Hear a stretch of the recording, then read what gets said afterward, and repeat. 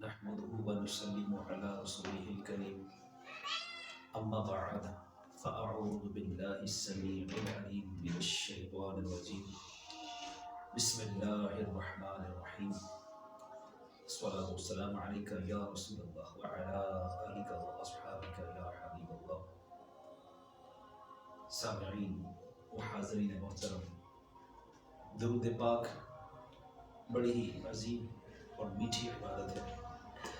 درود پاک کی فضیلت کے حوالے سے مسند الفردوس حدیث نمبر 8175 فرمان مصطفیٰ صلی اللہ تعالی علیہ وآلہ وسلم ہے، بے شک بروز قیامت اس کی دہشتوں اور حساب و کتاب سے جلد نجات پانے والا وہ شخص ہوگا جس نے تم میں سے مجھ پر دنیا میں بکثرت درود شریف پڑھے ہوں گے۔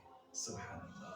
آپ بھی پڑھ لیجئے، الصلاۃ والسلام علیک یا سیدی یا رسول اللہ، الصلاۃ والسلام علیک یا سیدی یا حبیب اللہ، الصلاۃ والسلام علیک یا سیدی یا نبی اللہ وعلی آلک واصحابک یا سیدی یا خاتم النبیین۔ آج جو میرا موضوع ہے وہ بندے کے حقوق پر ہے، یعنی بندے پر حقوق کس کس کے ہیں اور کتنے قسم کے ہیں۔ جیسے کہ ایک بات ہمارے معاشرے میں عام ہے، حقوق اللہ اور حقوق العباد۔ جی ہاں، بندوں پر حقوق اللہ اور حقوق العباد ہوتے ہیں، لیکن یہ کیا ہوتے ہیں؟ حقوق اللہ یعنی فرض عبادات، نماز، روزہ، حج، زکوٰۃ وغیرہ، یہ کیا ہے؟ حقوق اللہ۔ حقوق العباد وہ جو بندوں کے حقوق ہیں، اس میں سب سے افضل اور سب سے مقدم حقوق والدین کے، اس کے بعد بہن بھائی اور رشتہ داروں کے ساتھ صلہ رحمی، پھر جو مسلمان ہیں ان کو ایذا دینے سے بچانا، یعنی اگر کسی سے قرض لیا ہے تو اس کو پر وقت پہنچانا، واپس ادا کرنا، اپنی زبان سے، ہاتھ سے، آنکھوں سے دوسروں کو تکلیف دینے سے بچانا وغیرہ وغیرہ۔ اس کی انشاءاللہ ہم تفصیل بھی آگے سنتے جائیں گے۔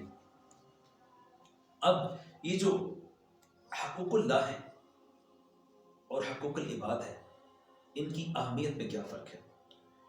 اہمیت کے اعتبار سے اکثر جو ہے نا معاشرہ ہمارا وہ غلط فہمی کا شکار رہتا ہے کہ عوام الناس میں یہ بات پھیلائی جاتی ہے کہ حقوق اللہ تو اللہ کے معاف کر دے گا، نہ بھی ہوئے تو خیر ہے، حقوق العباد ہونے ضروری ہیں۔ ارے ایسا نہیں ہے، حقوق اللہ کی بہت اہمیت ہے، اور ہرگز اس دھوکے میں رہ کے حقوق العباد سے کبھی بھی غفلت یا سستی نہیں برتنی چاہیے۔ ہاں، یہ بات بچا ہے کہ حقوق اللہ اللہ کی مرضی ہے اگر معاف کر دے، لیکن حقوق العباد وہ ہیں کہ جس میں بندے معاف کریں گے تو اللہ معاف کرے گا۔ حضرت عبداللہ بن انیس رحمۃ اللہ تعالی فرماتے ہیں کہ اللہ پاک قیامت کے دن ارشاد فرمائے گا، کوئی دوزخی دوزخ میں اور کوئی جنتی جنت میں داخل نہ ہو جب تک حقوق العباد کا معاملہ طے نہ کر لے۔ اللہ اللہ، اللہ کریم کے حقوق، اس حدیث اس قول کے اس میں آ کر حقوق اللہ کو بھی ضائع نہ کیا جائے، بلکہ اللہ اور بندوں کے حقوق دونوں کو احسن انداز سے ادا کرنے چاہیے اور ان کی کوشش بھی کرتے رہنی چاہیے۔ اب حقوق العباد میں اگر بات کریں تو جیسے میں نے پہلے کہا تھا کہ اس میں سب سے مقدم حق وہ کس کا ہے؟ والدین کا ہے، اور پھر دوسرے رشتہ داروں کا، اور اگر پھر غیروں کی بات کریں تو غیروں میں سب سے مقدم جو ہے وہ حق کس کا ہے؟ جو ایسا یتیم جس کا کوئی سہارا نہیں، بے سہارا، اس طریقے سے ایسا مسکین کہ جس کا کوئی سہارا نہیں۔ ماں باپ کے حقوق کا درجہ تمام انسانی حقوق میں سب سے بڑا ہے، یہ بات یاد رکھیں۔ آپ باہر لوگوں کو سبیل لگا کے پانی پلا رہے ہیں اور گھر میں باپ سے پانی مانگ رہا تھا، اس کو آپ نے پانی دیا نہیں، تو یہ ایسی بات نہیں بنے گی۔ اسی طریقے سے ماں باپ گھر میں پیسے کو محتاج ہیں اور آپ کو مسجد میں چندہ دے رہے ہیں یا کسی غریب کی مدد کر رہے ہیں، تو پھر یہ بھی عمل درست نہیں، کیونکہ گھر میں سب سے پہلا تو حق آپ کے ماں باپ کا تھا۔ تو خیر، اللہ تعالیٰ نے قرآن کریم میں بھی جگہ جگہ والدین کے ان حقوق کی اہمیت کی بہت تاکید فرمائی ہے۔ چنانچہ سورہ لقمان کی آیت نمبر 14 میں یہ ارشاد ہے وَوَصَّيْنَا الْإِنسَانَ بِوَالِدَيْهِ، اور ہم نے آدمی کو اس کے ماں باپ کے متعلق تاکید فرمائی ہے۔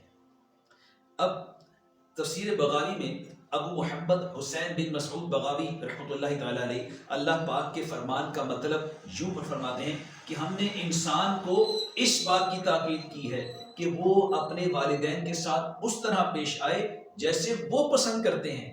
اللہ، یعنی اس جملے کی گہرائی کو سمجھیے کہ جیسے ماں باپ پسند کرتے ہوں، اپنی مرضی وہاں پہ مقدم نہیں بلکہ ماں باپ کی مرضی مقدم ہے، اور ان کے ساتھ بھلائی اور احسان کرے۔ پھر اسی طریقے سے سورہ بقرہ کی آیت نمبر 83 میں ارشاد ہے وَإِذْ أَخَذْنَا مِيثَاقَ بَنِي إِسْرَائِيلَ لَا تَعْبُدُونَ إِلَّا اللَّهَ وَبِالْوَالِدَيْنِ إِحْسَانًا، یعنی اور ہم نے بنی اسرائیل سے عہد لیا کہ اللہ کے سوا کسی کو نہ پوجو اور ماں باپ کے ساتھ بھلائی کرو۔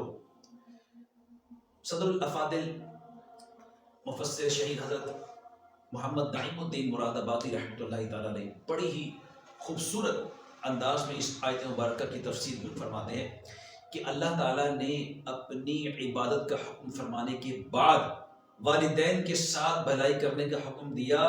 اس سے یہ بات بڑی مدلل ہو جاتی ہے کہ والدین کی خدمت بے حد ضروری ہے۔ اب والدین کے ساتھ بھلائی کرنے کے کیا معنی ہے؟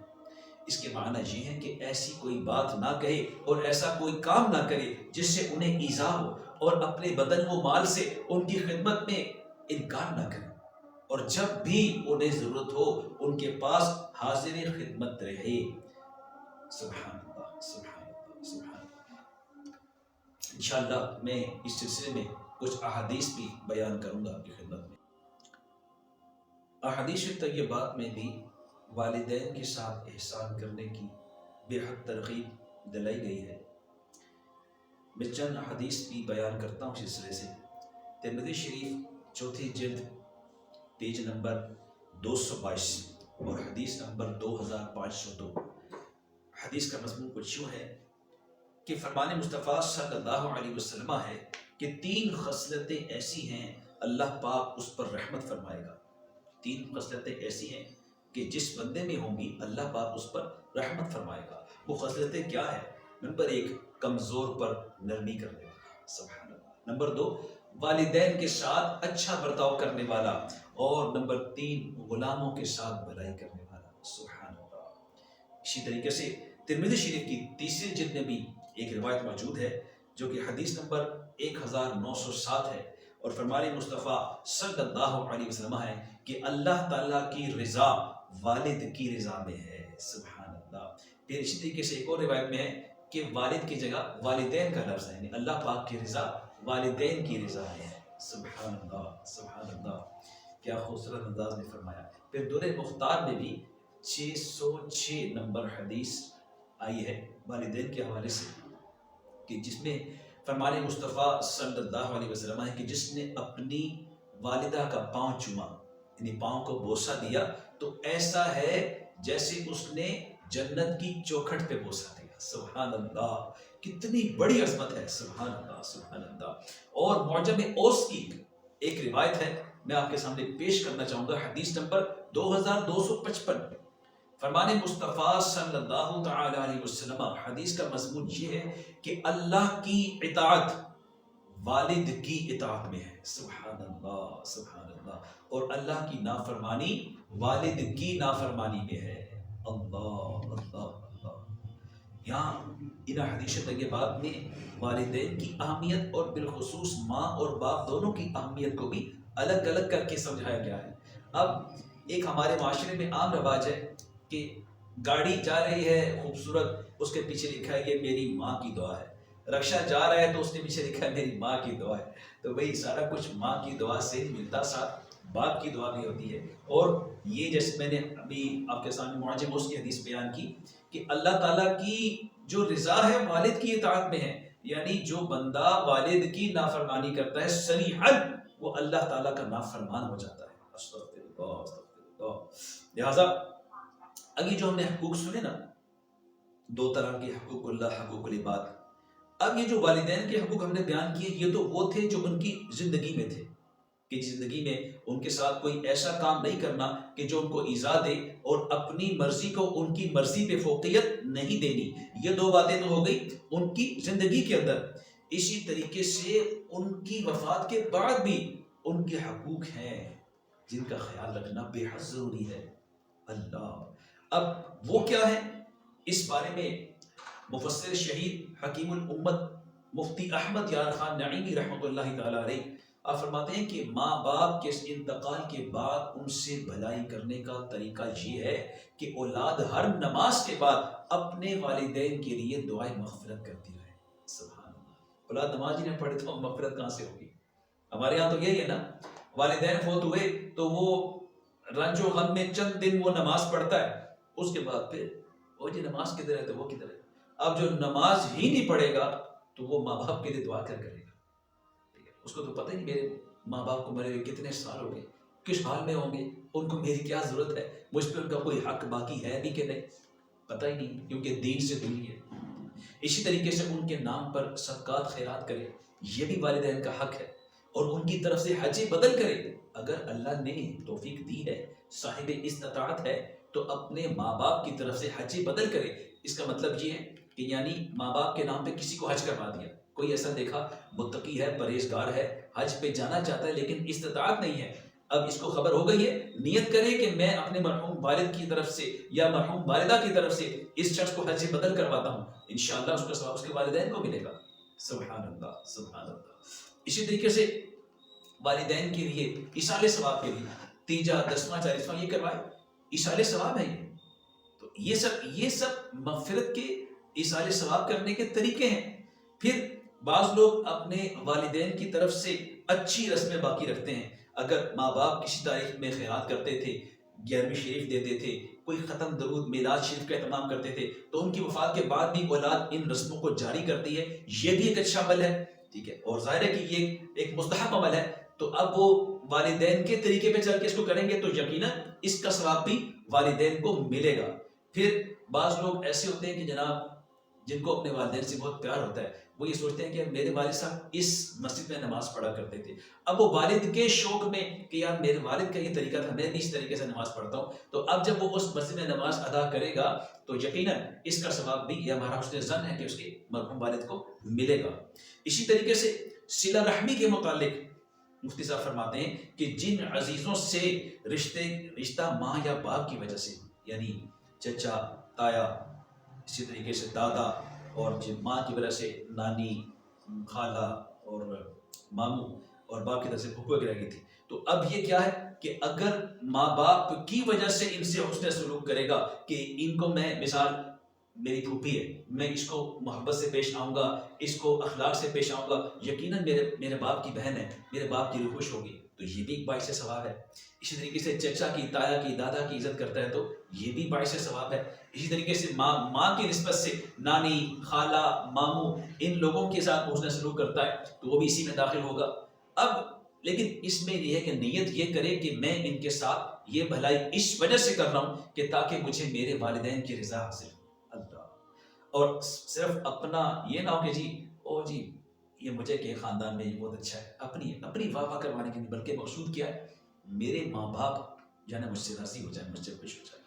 انشاءاللہ جب یہ اس نیت سے کرے گا تو اس کا اجر اس کو بھی ملے گا اور اس کے ماں باپ بھی اس سے راضی ہوں گے. نیز اس میں میرات المناجی میں مفتی صاحب فرماتے ہیں کہ زندگی میں جو باپ کے دوست تھے، جن سے باپ کی سنگت تھی، صحبت تھی، ان دوستوں سے اگر یہ اس نیت سے ملتا ہے کہ یار میرا باپ اس کے ساتھ بیٹھتا تھا، میں اس کے ساتھ حسن سلوک سے پیش آؤں، ادب سے سلام کروں، اس لیے کہ میرا باپ اس سے راضی ہو جائے گا، تو یہ باعث ثواب ہے. اسی طریقے سے جو ماں کی سہیلیاں ہیں ان سے بھی اسی نیت سے ملے گا تو انشاءاللہ اس کا بھی ثواب اس کے والدین کو ملے گا اور اس کے والدین کی روح یقیناً اس عمل سے خوش ہوگی. اللہ کریم ہم سب کو حقوق اللہ اور حقوق العباد کی حفاظت کرنے کی توفیق عطا فرمائے.